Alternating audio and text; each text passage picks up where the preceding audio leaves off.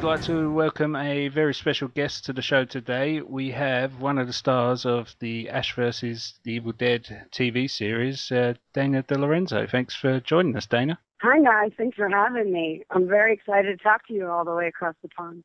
Yeah, so it's an absolute pleasure having you on the show. I mean, the Evil Dead Season 1 is going very strong at the moment. I mean, how do you feel? I mean, it's out there. People are loving it. I mean, how does it feel? You know, I've been asked this question from friends and family, and I wish I could come up with a new word because all I keep thinking is it's overwhelming in the best possible way. I mean, there's no greater feeling to be part of a project that you love. First of all, it's great to just have a job in this town as an actor in this business, especially my dream job when this is something I've wanted since I learned how to talk. But then to be a part of a show and a part of a project that I love so much with a dream team of people from the network to the stars to everyone behind the scenes and the crew. And it's something that we put 150% into telling the story, and especially Bruce and Sam and Craig DeGregorio, the showrunner.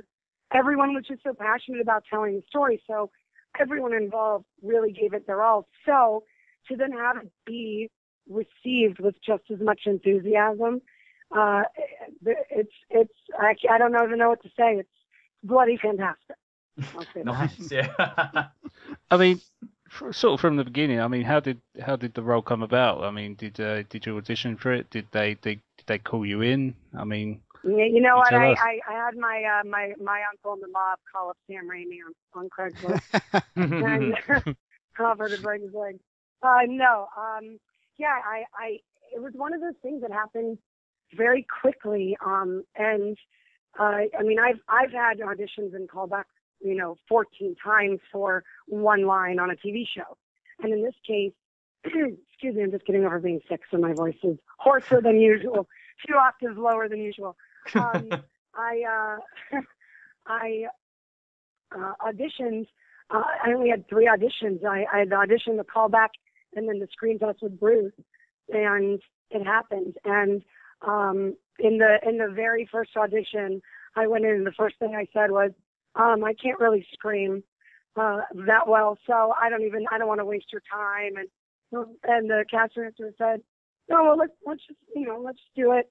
And in the audition, there was a scene. It's not in the show, but the audition scene at the very last moment with Pablo and Ash. Pablo hits Kelly in the head with a frying pan, and as an actor, that's a very weird thing to act out because also it was the very end of the scene.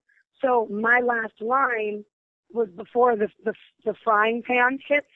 So I just went for it, and I'm like, well, I mean, I love pretzels. I love Lucille Ball. I'm like, I'll just throw myself on the ground. So I did it, and that's how I ended the scene. And the casting director loved it, and I found out later that was one of the reasons why I got the call back. Because Sam's like, oh, she's willing to throw herself on the ground and conk her head on the concrete. We got it. So it was all very fast at that point. I never thought there was a chance in hell I was going to get this role at all. I was just over the moon when I heard about it, and Sam and Bruce from the get-go made me feel so comfortable. It was like, Sam the butcher from your grocery store. Like, you forget you're talking to Sam. You know what I mean? He's the most and least intimidating person in the room because you talk to him and he makes you feel like you've known him forever. He's so attentive and so interested in what you have to say, even if you're not saying anything interesting, which is me most of the time. But then he walks away and you're like, oh my God, that's Sam Raimi, Yeah. And same with Bruce. They were just I can't even. I mean, half the time I have to pinch myself that I refer to them on a first name basis. You couldn't ask for better leaders, that's for sure. Oh, fantastic. Yeah, I mean, obviously, sort of back in the day, about 1987, Sam Raimi had to come over to the UK to justify the violence in Evil Dead 1 and Evil Dead 2, just before Evil Dead 2 was being released. And he's just such a quiet, eloquent man. And it's just so wonderful that so much kind of like horror and comedy comes out of a guy who's just, he's so kind of placid, but also has a sick, warped sense of humor. It's really beautiful. Yeah. Exactly. I mean, you should write his biography, because that was perfectly a perfect description. And that's it. Is he is everything you just said, and he is such a raconteur in every sense of the word. But also, he's got this, Three Stooges, Abbott and Costello sense of comedy. That I mean, the rumors are true. Any time he has an idea of a new way to torture Bruce, he just giggles like a 12-year-old boy. He truly, it brings him joy, in the best possible. You really see it in the best possible way. That was fun to watch the two of them who have been friends since they were 11 years old, and getting to see, because Bruce is this larger than life character. I mean, he has his own presence. In real life, is Bruce. He's a tall mountain of a man and has this deep voice, and then Sam is a little bit more soft-spoken. So seeing Sam get the leg up on Bruce, and Bruce just rolling his eyes and trying to jump back, it's a show within a show, Cool. Well, talk on the sort of same line of auditioning and stuff. Dana, I just want to compliment you on your Amy Winehouse impression for starters. Oh gosh. Yeah, thank you so much, man. Thank you. That is spot on. When it comes to impressionists, and you can tell that you're a incredibly bubbly character, and you just come across as the sort of person that's able to sort of pull an impression out of nowhere. That was spot on. Oh, man. Now, coming from you, that means a lot. Thank you. Nice, almost from that part of the world. Yeah, when I saw the a video on your YouTube channel that's I think it's in one of your playlists where you're performing as Amy Winehouse. It's literally, you have to take a second check, even through visual and through audio, because it's literally so spot on. So congratulations with that. Oh wow, that you made my week. That is that is the best compliment I could hear, honestly. Because I don't pretend. Oh, go ahead. Now, when it comes to Kelly in the show, she's an incredibly blunt, sarcastic, and brick wall of a character. But yet, when I've looked at some of your, I was looking at some of your sort of demo reels, you come across as an incredibly bubbly, like I've said earlier, incredibly bubbly person. When auditioning, what side of yourself did you take towards the audition, and I don't know, what research did you do for the Kelly role? Because you come across as one style of person, but yet in the show it almost comes across as you're completely the opposite. Oh wow, well, thank you again. Another lovely compliment. I'll take it. Guys, can I just talk to you can I pay you to just be my therapist every week? Hell yeah. Hell yeah, all day long. Shower me with your beautiful praise. I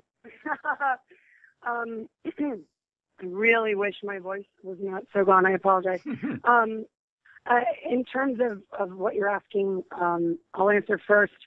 The other thing is, I think what you're seeing is, in life, in interviews and just as Dana, just like with anybody, I have different, you have different moments of your personality or different elements. And I think anytime I've been talking about the show, I just get so excited. I've been that way since I was a kid. When I am really excited about something, I talk really fast. I talk with my hands, hit myself in the face. And I mean, it's the Italian coming out. I get really passionate about it. But as me in life, I actually do identify very much with Kelly, because my own sense of humor, my favorite kind is the ball buster kind that Kelly is the sardonic, sarcastic, witty one-liners or comebacks. And so I think I drew on that part of my personality, and Craig and the writers were really fantastic in collaborating and let us sort of add layers to the character, because they were we were all figuring this out together, and as we grew into the roles, the character developed along with us. So I got to bring a little bit of that sense of humor to Kelly. And I mean, she's a lot drier than I am in real life. But I think also, you like in the last episode, which is really great, is getting to show the vulnerable side of Kelly and getting to sort of see, behind her tough exterior, because she's obviously just been through a lot, even at the first episode of going through the death of her mother. Then her mother comes back, then she's dead again, so you very mummy and daddy's girl. Her, exactly. And you see, and she's a rebel, and she's got this, she marches to the beat of her own rock and roll drum. But I'm really glad that the writers saw the value and the importance of showing that just like anybody else, she's just as vulnerable and is just as lovable and has a lot to give and just wants to feel like she's part of something and wants a reason to get out of bed every day. And much to her own dismay, this being part of Team Ash, finding this new kind of family with Pablo and Ash, and ultimately her purpose is the best thing that ever happened to her. Oh, it's good. It's oh, what's that? Okay, apparently there's some motor. You know what it is? It's Pablo on his bike outside. It's Ray Santiago riding by outside waving. I mean, how is it working with Ray? I mean, we spoke to Ray yesterday, and he was just such a fantastic guy to talk to. We said we'd sit there and only take about 10-15 minutes of his time, and I think we was talking to him for about 3 times as long. He's just such a cool guy to get along with. He really is. I mean, I love Ray so much, and we're very lucky because we have such an innate chemistry, and we never auditioned together, ever, which is kind of crazy because if you knew that these characters were going to be together a lot, you would want to sort of see that. But Stars and Sam and everybody involved must have just somehow known that we were going to get along or crossed their fingers or something. But the first time we ever met, when we were announced with the show, we wanted to meet up. So we went out, and same thing of what you just said with the interview. I thought we were just going to go have a glass of wine or have some dinner, be done back home in an hour and a half. We were there for almost 4 hours. Just couldn't say enough to each other, and a really great moment that sort of signaled everything that was to come is at the very end of the night, when we forced ourselves to, I think actually the place was closing and they forced us to leave. But we go outside, and Ray, being the charming gentleman he is, walked me to my car, and we're saying our goodbyes outside my car. And suddenly I see, because he's on the sidewalk and I'm on the driver's seat of the car on the right-hand side of the road here, and I see this, what appears to be homeless man with a coat over his face, reaching into the trash can. Okay, pretty standard. And then this all sort of happened so fast, but also in slow-mo, if you know what I mean. And he takes his hand out of the trash can, walks past us, and douses us with trash coffee. Trash coffee. And then throws the cup and walks away. And Ray and I are standing there. There is coffee down my face, in my mouth. Trash coffee in my mouth. That's worse than trash car. juice. Total. Oh, God. I'm going to gag talking about it. And Ray, all in his gorgeous hair and his jacket. And we just stood there in complete shock, like flat-jawed, and just like, what just happened? And then we both sort of like laughed out of complete shock. And it was in hindsight that I said, you know what? I know why that homeless man had the coat over his face. It was really Sam Raimi. Yeah. Prepared. Stuff thrown on us. Spot on. But yeah, Ray and I, we have such a great time, and where people make fun of us because every time we've been together doing interviews, or we were just in New York for Comic-Con a few weeks ago, and just talking. And someone said to us, they're like, you just spent 5 months together every day on set in New Zealand. What more do you have to talk about? But we always do. And I just am so lucky to have somebody to be hand in hand on this journey with, because, you know, to be in the same boat of something this monstrous and wonderful and something that is so huge you can't even wrap your mind around it with the 30-year fan base, which can also be very intimidating.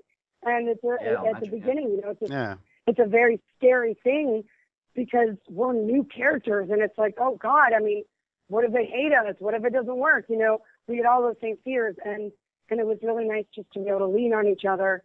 And now that it seems to be, you know, received with such enthusiasm, and we're being accepted, and but also just that the fans like the show. It's just nice to have someone else to turn to with that and kind of check in with and say, can you believe this is actually happening? This is actually happening. We're constantly pinching ourselves, and we're just so lucky. Yeah, I mean, that's kind of what I wanted to ask, because I'm like an Evil Dead fan since about like 1983. When I was 2 years old, my dad sat me on his lap and made me watch the VHS tape. And when you were 2. Yeah, it obviously, 2 years old, it obviously affected me in some way because I have an Evil Dead tattoo on my chest. Obviously, Dean himself has Evil Dead tattoos. Yeah. So obviously, with such a fan-driven kind of phenomenon, you mentioned Comic-Con, and obviously you were touring around promoting the show. Kind of like, what was it like meeting the fans, and like, you know, what kind of fans did you meet, and the stories? You said you were kind of like intimidated by the fact there was so many fans behind the show, almost, because obviously it'd been a new show, but it's got 30 odd years plus of fan base. Right. So, well, to answer about what it was like meeting the fans. Yeah. I'll give you a quick little anecdote of when it really just like dawned on me and Andre, because we talked about it. When we were in New York for Comic-Con, we first got to meet some fans who were, when we were all signing the poster, and to see these fans dressed up as Ash with so many different stories of the first time they saw Evil Dead, and the mementos they had, and we got to talk to not enough people because there were, you know, there's so many fans. We only got like a small amount of the whole, you know, population of fans that were there, but it was just so rewarding in so many levels, because number one, the first thing I say or have said to any of the fans is thank you. Like, thank you for giving me a job. Thank you for making this happen, because that is the only reason that these fans for 30 years have been pestering Sam and Bruce about when's the next Evil Dead installment going to come.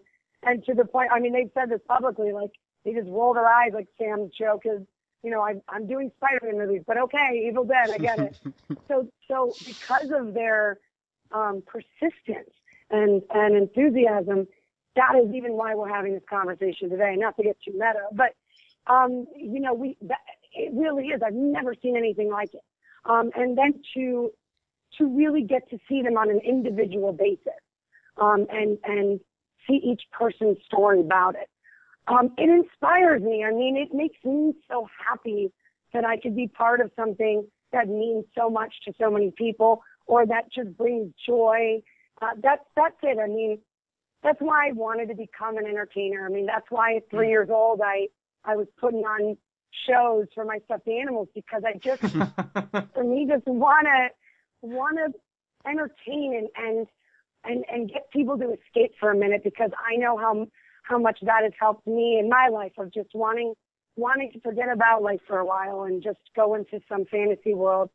So the fact that the fans have made this happen and that they like it, or they seem to, I mean, it's you really couldn't ask for a better feeling. And I'm just so grateful because, you know, especially nowadays, TV shows are hard enough to get off the ground. And Stars, I mean, I really can't say enough about that network because not only were they the perfect outlet for us because they gave us free reign, like, you know, anytime Sam Raimi said more blood, or anytime any of the directors or anything the writers wrote that was like, this is so insane, this is almost too gory, Stars was like, nope, go for it.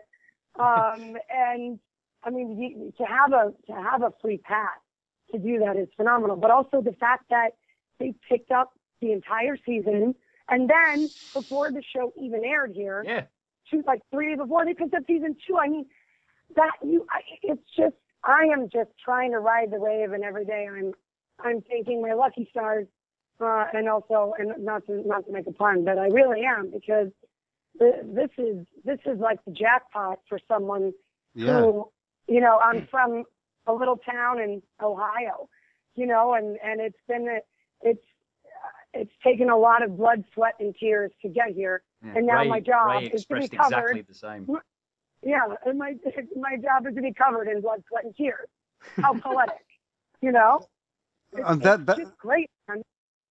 That's the great thing about just the Evil Dead in general. It was originally 3 friends who set out to make something for themselves and make something of themselves, and they've stuck together for. But by the time it's gone from sort of pitching the original idea of the Evil Dead, it's coming up to 40 years, and it's so phenomenal to see they're still together and they're still bringing in that magic and the enthusiasm, as you said, from the cast they're bringing in, from the fans. And it's never lost its ridiculousness. It's never lost it, has it? No.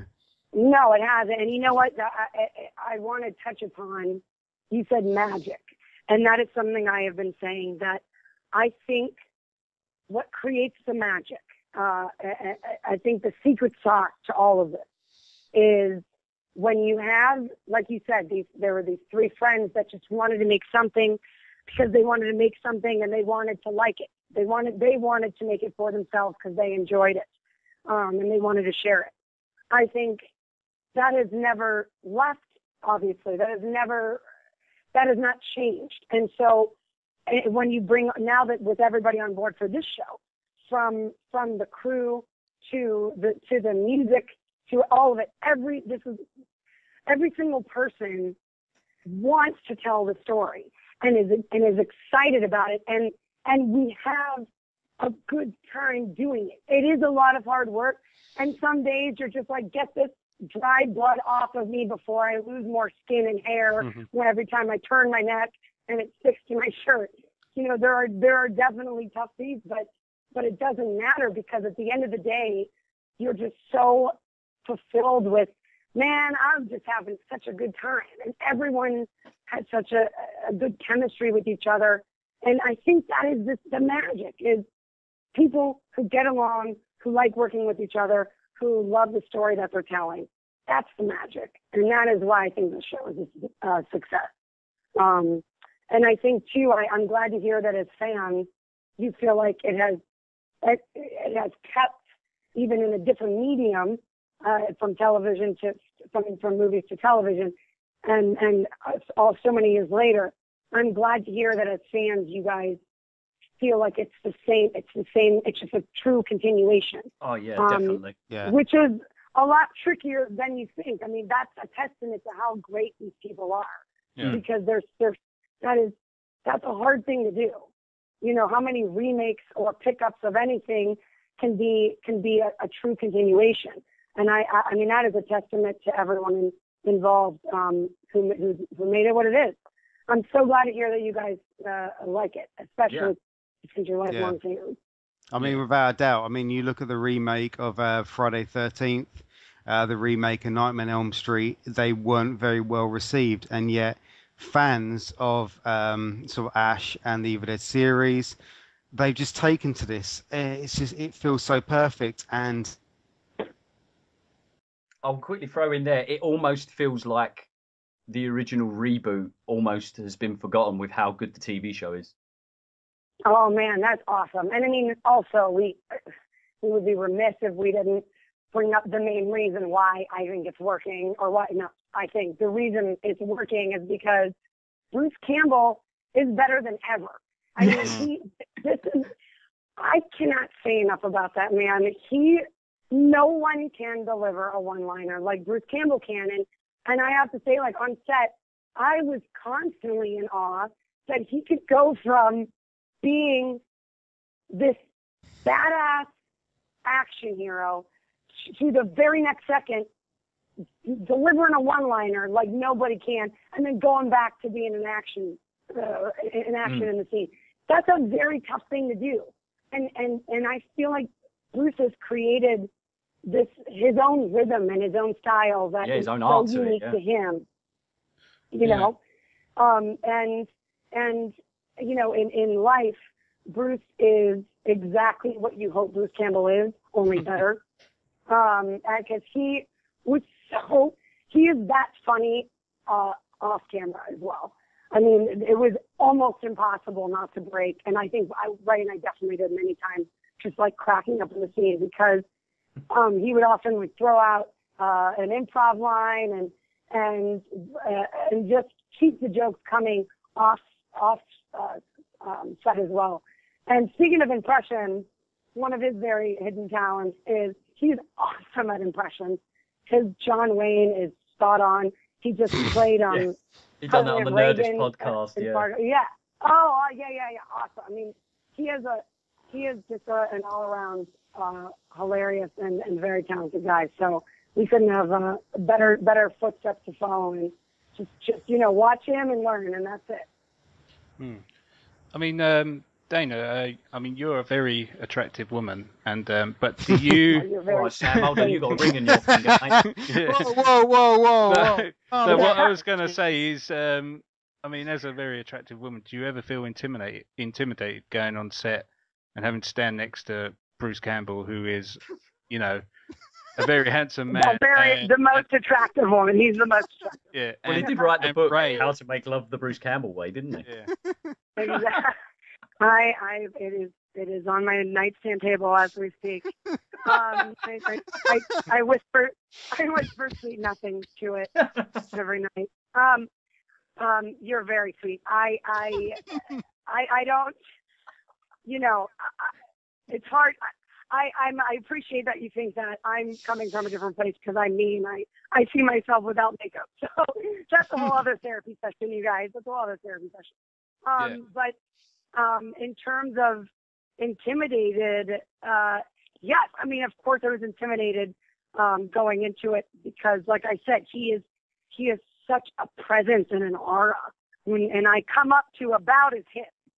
When we stand next to each other, I'm at like his waist. That's all he is.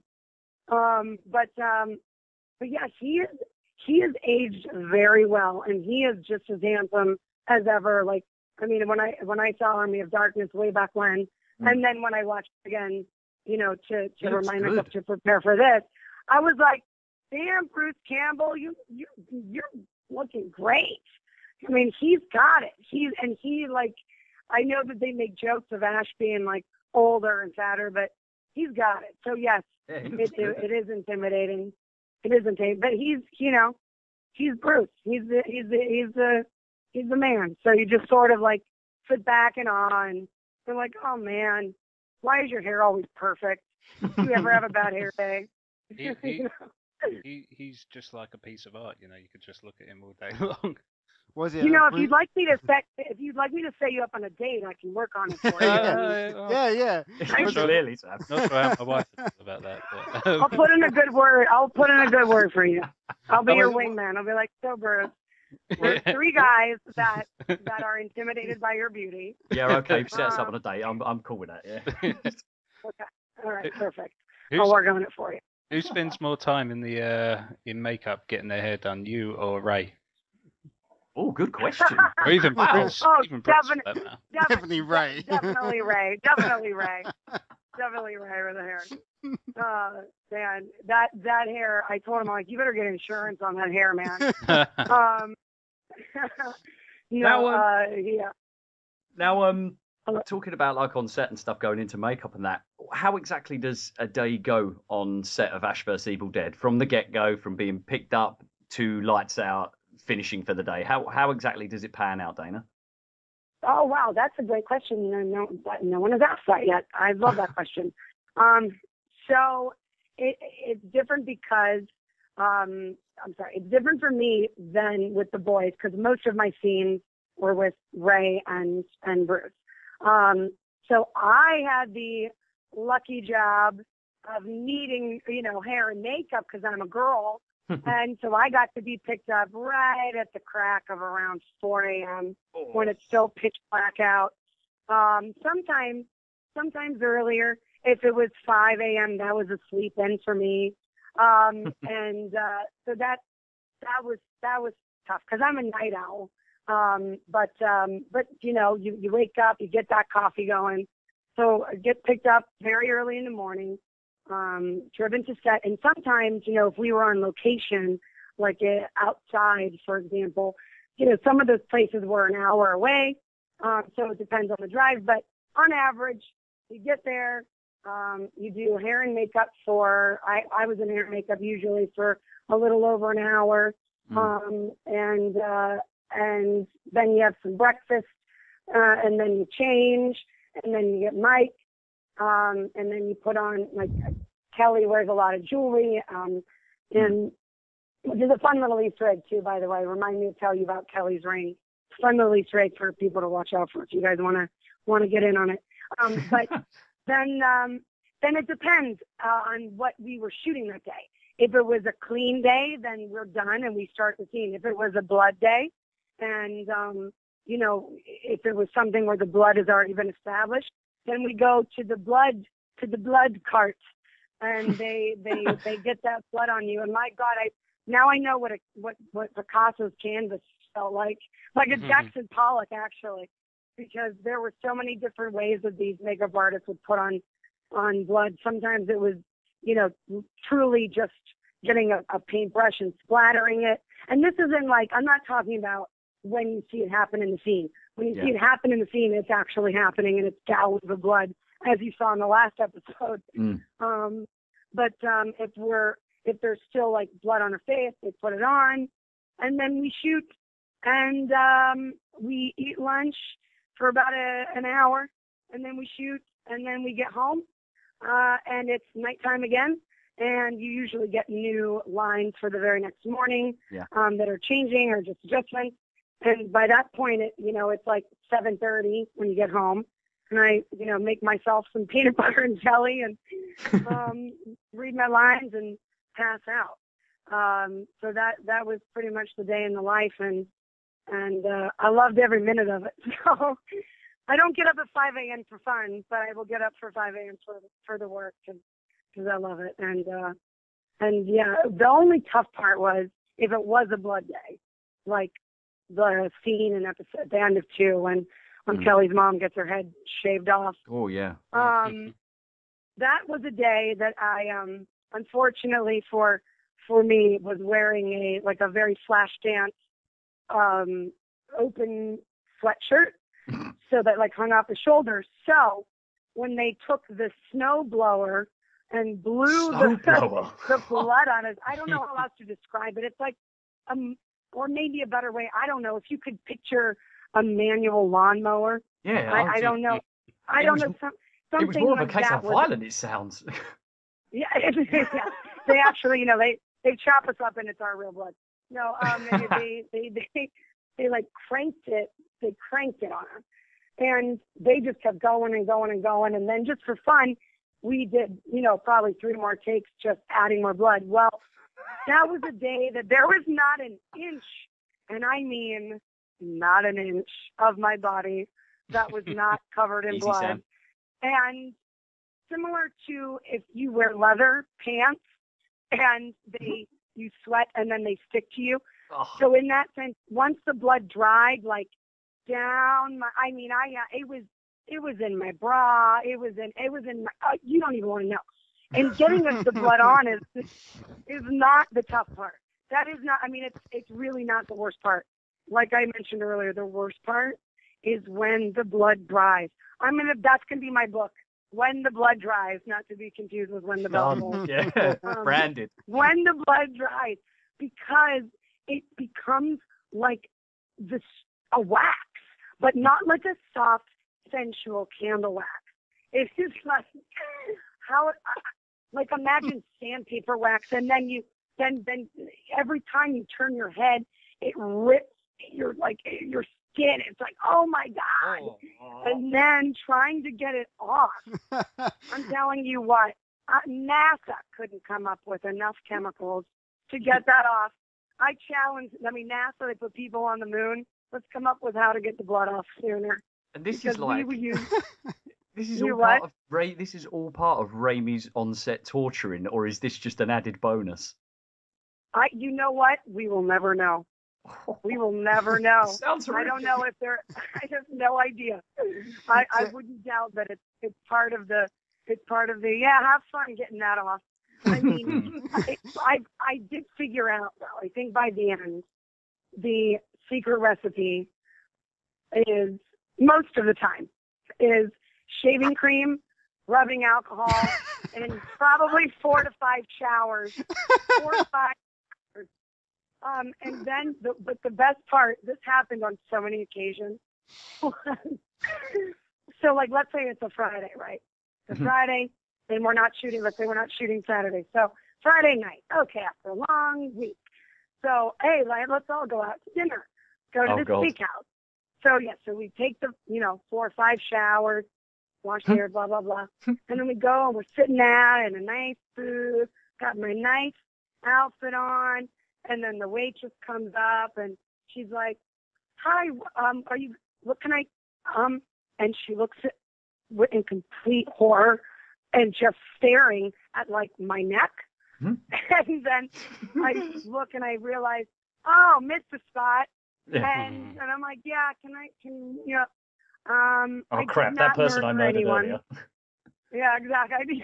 Shit, I'm hot now. So it was always very funny to see people's reactions on that. And other fun fact, when you are on a set and let's say you have your personal belongings, because you're on set, so maybe you have a bag with your laptop or something, a book. It was a really funny moment when I was traveling right after the show and did not realize that my bag that I bring to set every day was completely stained in a blood stain on the back of the bag. So when I go through airport security and they take me to see your check, I'm like, no, I swear, I promise, I'm on a show, it's a lot of blood, and they just look at you like, okay. Yeah, someone else did pack my bag. So that blood will keep coming up, and it's a fun little memento. Like put it in my scrapbook of all the blood.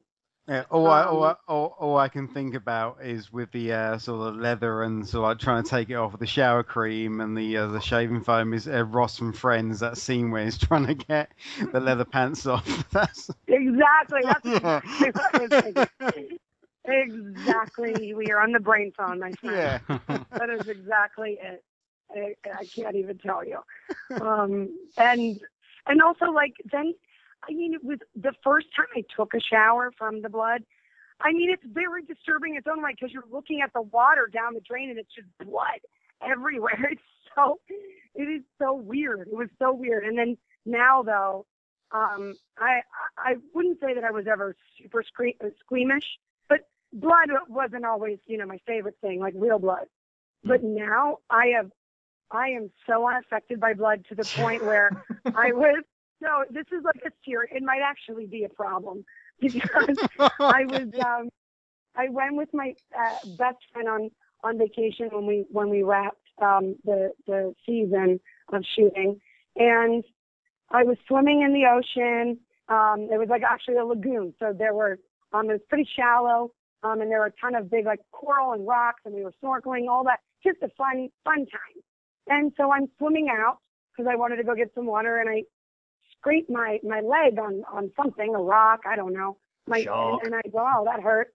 So I get out of the water, and I'm walking, the 10 feet up to the resort. And as I'm walking, I'm seeing all these hotel guests stare at me and just again, just like the waitress, like complete horror.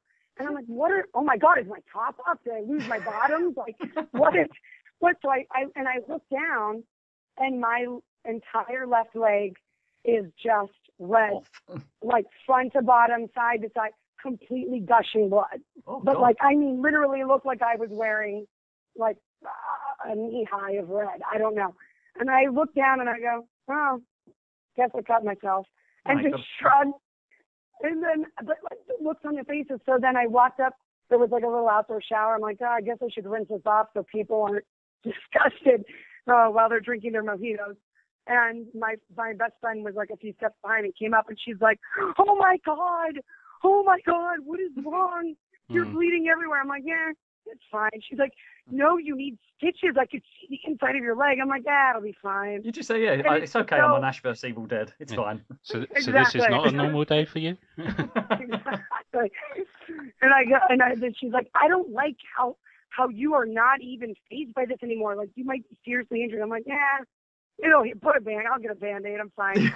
So that's the benefit of Ash vs. Evil Dead. Yeah. Now when you actually hurt yourself, totally unfazed.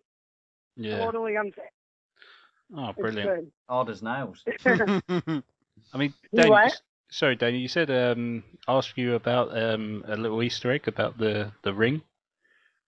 Oh yes, just something fun because it was the genius idea of our wardrobe designer Barbara Dara, because as we were developing Kelly, we know that she's tough and she is not afraid to tell you what she thinks, but she's smart, but she's also very quick on her feet and very resourceful. So we wanted to bring that into her rock and roll vibe, and we came up with the fact that she cuts her own sort of clothes and repurposes things and makes her own jewelry. And so the wardrobe designer said, we're going to have her like sort of make these rings, these that are different letters. And what if you wore like a word every episode? Oh. And I'm like, that is genius. And I said, oh my God. And then it can pertain to what Kelly is. It can pertain to Kelly and what she's going through at that moment, or pertain to the episode, her moments in the episode. So I don't know if they're always possible to see, but so far people have guessed them. I've been putting the question out on Twitter just to see, like, hey, did anyone notice what this week's word was? And people have been getting it. So that's there's a fun little Easter egg. And sometimes there might be one or two that even give something away or give a little hint of something. I'll just tease you with that. You're just going to plant seeds like that. Nice. Yeah. Yeah. So it's a fun little extra that I really enjoyed getting to do. Oh, brilliant! All right, Dana.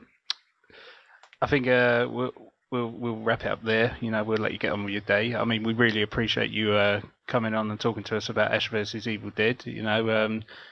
It's a pleasure talking to you, especially as we're all big fans of the series as well, and of the film franchise. I mean, sorry. No, go ahead.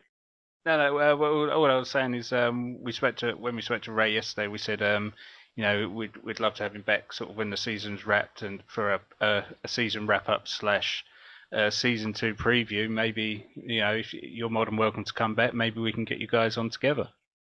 I'm sorry, but you might not have heard me when I said I'm going to call you every week so that you can shower me with praise. I was going to say I'm already hired, Sam. I'm a very insecure actor. I need to have all of this beautiful feedback. Just And then eventually, like, you know, I'll crawl out of bed and be able to face the world again after talking to you. Yeah, don't worry, Dana. I'll get it sorted. Don't you worry. Okay. And here's what we'll do. I figured it out. Okay. I got the perfect solution. Are you ready? Go. Okay, so once a week, every Friday, we have a nice little chat for an hour like we did today.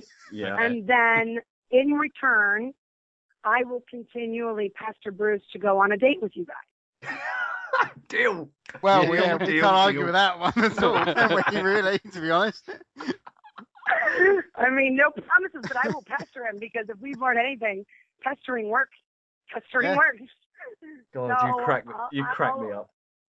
Oh, well, you guys made me blush and made me just so happy to hear such wonderful things from fans, especially from people who appreciate the series and have been along for the ride since the beginning. So there's nothing more that I could want to hear, and I'm so excited for you guys to see how this continues this season, because it gets worse before it gets better, meaning like for the characters. Yeah.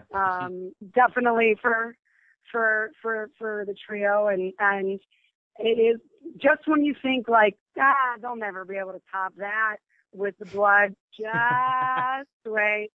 Oh, it's coming. Oh, fantastic. And I would love to, like, you guys should shoot me an email or something after you watch the final episode, because I cannot wait to hear what your reaction is. Oh, I'm we'll just excited, man. I'm excited for you. Welcome to awesome. the Evil Dead universe, though, Dana. Welcome. Oh, happy to be here, and couldn't ask for a better universe to be in. Blood and all. What is it? Bruce Campbell is every woman wants to be Bruce Campbell, and every man wants to sleep with him. No, hang on. So hang on. That's the wrong way around. No, you got it right. You got it right first. Yeah. You know, and that'll be a direct quote, and that'll be my opening line to Bruce. And then I'll say, speaking of, I got 3 guys that would love to get your number. And to sleep with you, they just want to lie in bed and take a nap with you. That's all. We just want to stroke the chin. It's the chin. You just want to stroke it. You know, it's the only thing now that... you've gone too far. Oh, too far. Damn it. You can have sex with him, Steve, but stroking his chin, no. You better calm yourself down over there. I was just going to say, because chin. Bruce Campbell's chin is the only thing that can defeat Chuck Norris's beard. Yes. Man, that's you a need fact. to tweet that. You need to tweet that or something. That should go on a T-shirt. Can we make those T-shirts? Hell yeah! I'm telling you, we'd make a killing over here. It'd be a global phenomenon. Split it 25% each way. That's the second season, Ash versus Chuck Norris's beard. All right, Dana. I love it. All right, Dana. I love you guys. You're so fun to talk to. Thank you so you. much for having me. Thank you, Dana. Pleasure was all ours, and hopefully we'll speak to you after the season's wrap. Sounds like a plan, friends. We have a good day, Dana. Catch you on the flip side. What I gotta do is see a guy about a book. There must be some spell I can say to undo all this. The other first thing I gotta do is some cardio, because my heart is jackhammering like a quarterback on prom night. Here's the plan. We bust in there, fight through the carnage, let the boomstick do the talking. Things get hairy, use your bottle. I don't think it's a very good weapon, Jefe. You had to stab like 50 times.